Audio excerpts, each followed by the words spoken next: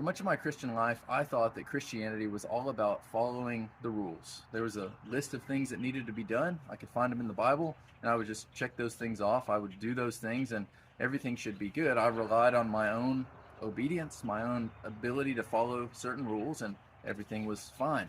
But then I realized I was failing in a number of ways, and I always felt insecure. I always felt upset about the fact that I was doing some things well, but there were other things I was failing at. And I realized that in the Bible, Jesus makes incredibly clear at the end of the Sermon on the Mount in Matthew chapter 7 that that's not the way to be thinking about things. The Sermon on the Mount is Jesus' way of showing what citizens of his kingdom will do and how they'll behave. But to wrap up that whole entire sermon, instead of making that seem to be a list of the ways in which we must follow these check boxes and get them all right, we're presented with it in a different way, with a parable about a wise man and a foolish man. Now, you'll remember maybe from the children's song that the wise man built his house upon the rock, and the rains came tumbling down, and when the rains came and the flood swept against that house, it stood firm. But the foolish man built his house on the sand, and he heard Jesus' teachings as well.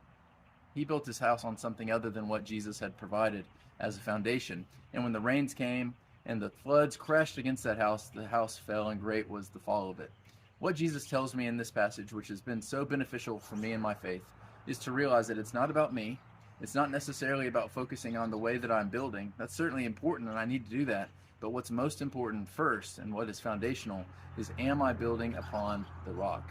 Jesus Christ, his teachings are the rock. I hope that you will build upon him, and I'll continue to build upon him as well. We'll focus more about him as our refuge and as our rock than really about my skill in building. It's his righteousness, not ours, that will rescue us in the end.